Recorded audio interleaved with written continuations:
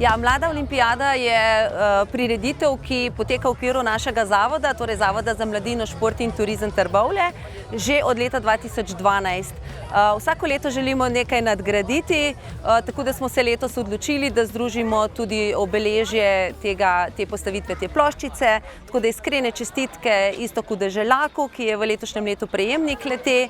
Smo pa veseli tudi velikega odziva vseh klubov, lokalnih klubov, ki radi sodelujejo tudi na tej naši prireditvi.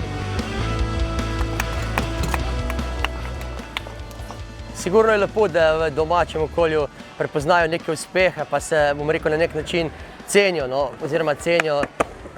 Če ti nekdo to izkaže, se pravi, da ceni, da vejo, da si kar nekaj truda vlagal v te stvari, verjetno tudi prvošil na nek način, da se ti vse to povrli, da si dosegel neke zastavljene osebne cilje, pa dosegel konec koncev tudi neke uspehe, ki so Trbovlje, če že o njem govorimo, lokalno domače mesto, da smo ga malo pelali čez mejo, pa tudi ne kako visoko stopničko, kar se tiče uvrstitve.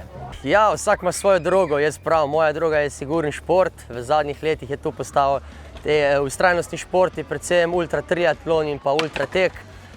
Tako da, ja, ko je pa treba, da do tega pride, sigurno moraš biti mentalna pripravljenost je sigurno zelo pomembna in če si tukaj čvrst, potem lahko veliko narediš, sigurno pa če nimaš v nogih, rokih, pa če telo fizično ni pripravljen, pa tudi ne bo šlo. Jaz mislim, da povezava psihične pripravljenosti in pa fizične sta ključna dejavnika, da ti potem uspe, da se lahko kosaš z razdaljami.